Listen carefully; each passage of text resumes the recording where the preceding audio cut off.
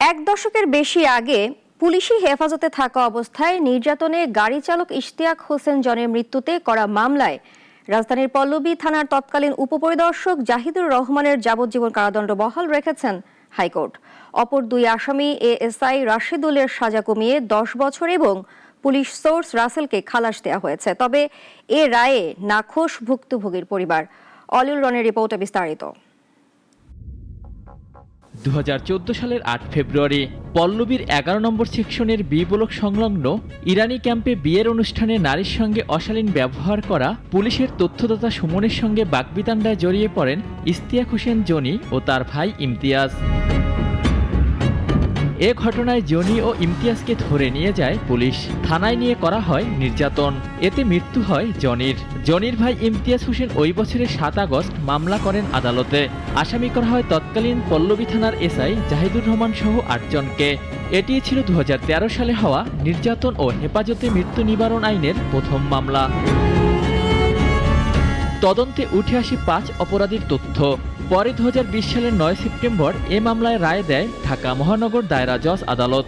পল্লবী থানার তৎকালীন SI Zahidur Rahman, ASI Rashidul Hasan ও ASI কামরুজ্জামানকে যাবজ্জীবন এবং অপর দুই আসামি পুলিশের তথ্যদাতা সুমন ও রাসেলকে 7 বছর কারাদণ্ড দেয় আদালত।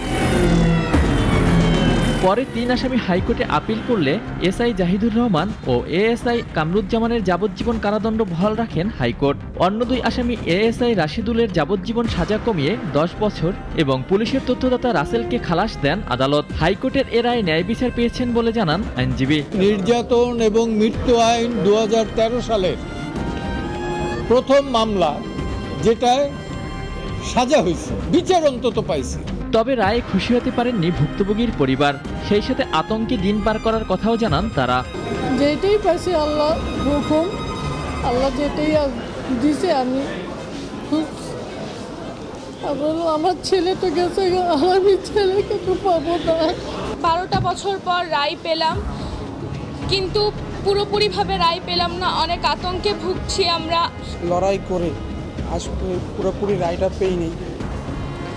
আর কিছু বলার নেই, আমার দুঃখ মনে এলো। আমি যে মামলার পিছনে যে কী কষ্টটা করেছি, আমি পরিপূর্ণ রায় পাইনি।